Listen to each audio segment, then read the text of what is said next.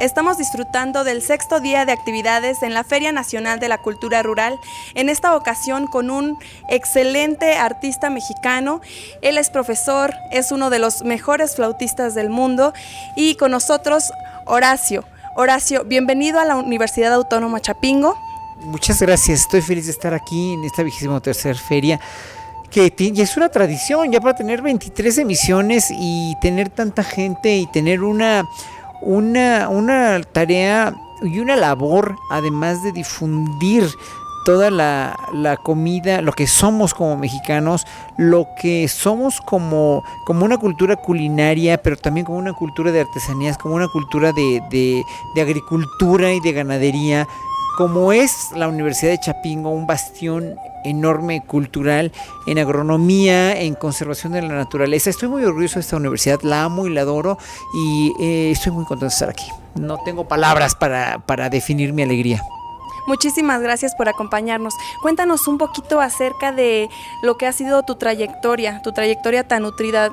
Denos algunos detalles. Pues mira, he viajado por todo el mundo, he viajado por los 5 continentes, los 32 estados, también ya me los eché, pero sobre todo lo que he hecho mucho en mi vida ha sido tratar de desacralizar la música clásica como una música de un nicho solamente para conocedores y expertos, como una cuestión que es sobre todo para gente que sabe, lo cual es falso.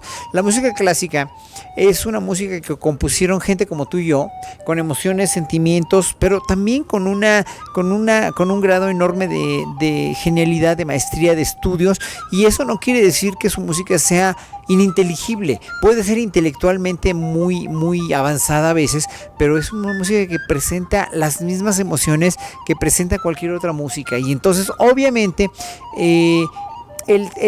sí, tengo que decirlo con todas sus letras, es muy difícil tocar un concierto para mí al aire libre, así en un lugar sonorizado, porque no tienes la misma respuesta acústica que una sala de conciertos o que una iglesia. Por ejemplo, para esta combinación que oyeron, una iglesia es la combinación perfecta, la acústica perfecta para oír este tipo de música, pero no todas las iglesias tampoco. Entonces obviamente necesitas un entorno acústico que te favorezca, y claro, con el frío y las luces sí te distrae un poco, pero lo que a mí me agrada enormemente es la calidez del público, y es la respuesta genial siempre que tiene el público, como en esta ocasión, de apreciar y de ser sensible a las manifestaciones musicales y artísticas que se presentan. El público mexicano, en verdad tengo el orgullo de decirlo, es de los mejores públicos, de los más agradecidos y de los más entusiastas del mundo.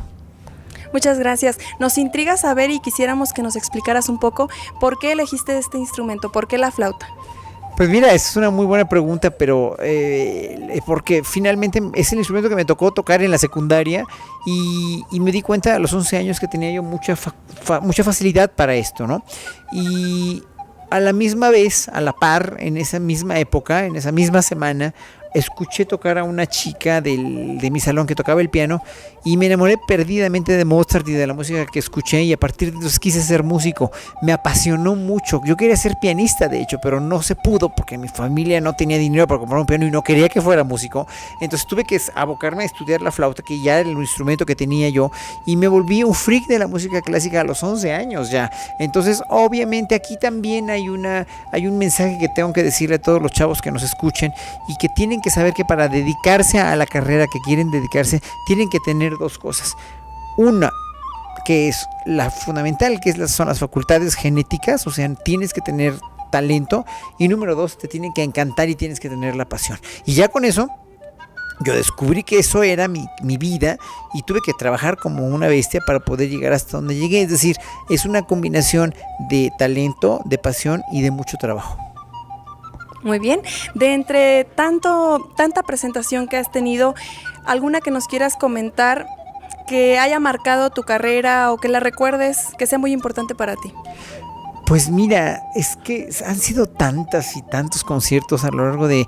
Tengo 40 años de carrera ya, este año cumplí 40 años de carrera, pero no ha habido ninguna presentación he tocado en lugares como esto, por ejemplo, este lugar maravilloso con el público que me acaba de dejar una impresión maravillosa.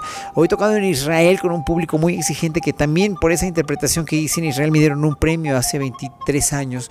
O he tocado en el Carnegie Hall de Nueva York, o he tocado en las salas más importantes del mundo, en la sala de la Filarmónica de Berlín, y tuve una ovación bastante grande. Pero lo importante, yo creo que es cada vez que te presentas en un foro, en un escenario, aunque sea un escenario, por ejemplo, una vez me presenté en un lugar que se llama El Hoyo, en Iztapalapa, para dar un concierto didáctico a esa comunidad. Pues realmente es un lugar olvidado, es un lugar de mucha pobreza y de mucha marginación, ¿no? Y me dejó muy impresionado. Pero para mí, tocar en El Hoyo es también igual que tocar en el Palacio de Bellas Artes o en la sala de la Filarmónica de Berlín, porque lo que me importa a mí no es precisamente el lugar, ni cómo se ve a la gente, ni cuánto dice la gente que sabe de música. Lo que me importa es el contacto humano, y para mí todos los seres humanos de todos lados y de todas las clases sociales somos iguales, y somos igual de sensibles a todo. Así es. Dinos una de tus principales inspiraciones a lo largo de tu trayectoria.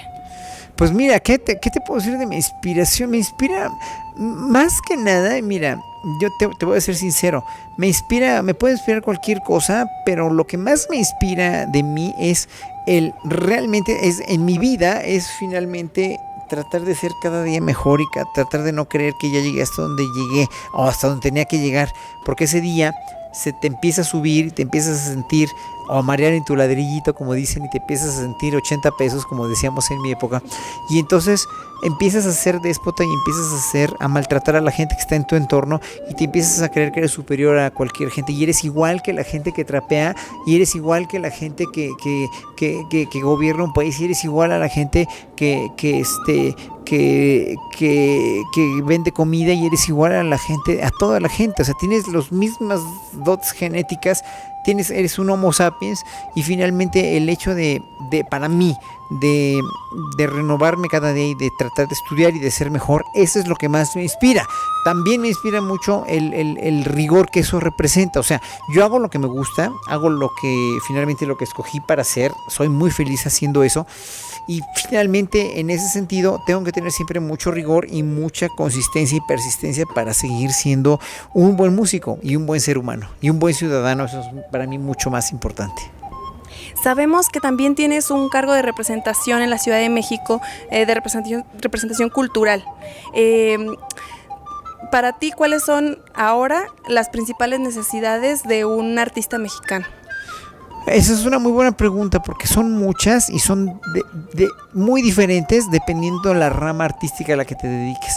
Es decir, hay muchas necesidades en cuanto a la enseñanza de la educación musical en este país. Hay muchos bretes que se tienen que romper, muchas brechas que tienen que se han abierto y que no se han cerrado, en cuanto a la calidad de la educación, por ejemplo, en cuanto a la calidad de escenarios que tenemos en México, en cuanto a muchísimas cosas. O sea, tendría que hacer listas enteras de cuáles son los rubros que necesitan cambiar, pero yo no tengo ningún cargo público ni tendré nunca, ¿no?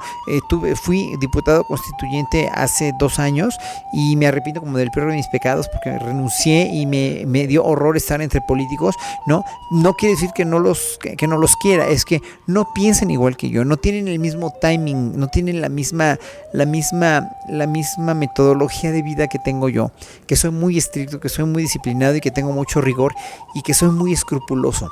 Entonces, en ese sentido, a mí me cuesta mucho trabajo salirme de mi entorno, por ejemplo, y tratar de ser lo que no soy. Entonces eso fue lo que pasó. Fui quien no era como constituyente, y en un momento dado me dio muchísima depresión estar ahí. Pero hoy por hoy, que en un momento dado estoy en contacto con las nuevas autoridades de cultura que van a gobernar México, que va a gobernar la Ciudad de México, estoy en contacto y soy una figura pública que tiene a veces, en realidad, no siempre, pero tengo un cierto peso, pues simplemente vamos a tratar de implementar, o yo voy a tratar de que se implemente una mejor administración de la riqueza cultural de este país, una mejor administración del dinero, una mejor encausación encauzamiento hacia la educación musical, hacia la educación artística, hacia las escuelas de arte, que necesitan mucho, pues, ¿no? Necesitan mucho más presupuesto. Se me ha criticado mucho porque yo apoyé la designación de Sergio Mayer como presidente de la Comisión de Cultura de la Cámara de Diputados. Yo no conocía a Sergio, pero Sergio, yo escribí un libro junto con otros autores y se llama Es la Reforma Cultural, presidente. Y Sergio Mayer fue a explicarnos a los autores de ese libro, junto con Susana Harbico, junto con otros diputados y senadores ya electos de cultura, nos fue a explicar qué es lo que quería para la cultura en México, y se me hace bastante congruente. No que él sea una persona inmersa en la cultura en México, no, pero quiere escuchar, quiere oír opiniones, pero quiere hacer un proyecto muy ejecutivo de cómo finalmente repartir la riqueza cultural de México y ser transversal en la vinculación de la cultura con otros rubros, como por ejemplo el rubro de Hacienda, que la deductibilidad de impuestos es terrible en este país, es muy baja para la gente que tiene mucho dinero y quiere donar, no puede deducir impuestos.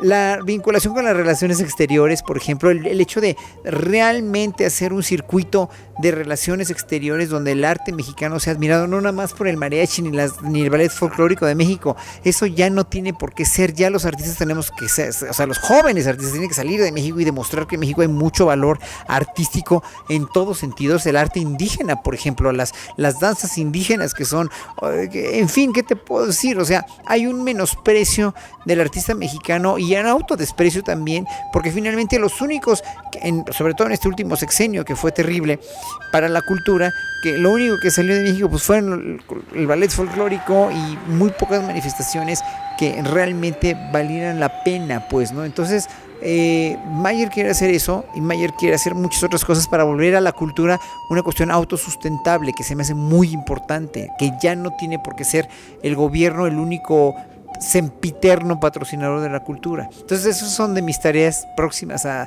tratar de pues en verdad de influir un poco en la cuarta transformación. No quiero, no, me han incluso propuesto algún cargo público ahí. Yo dije no puedo.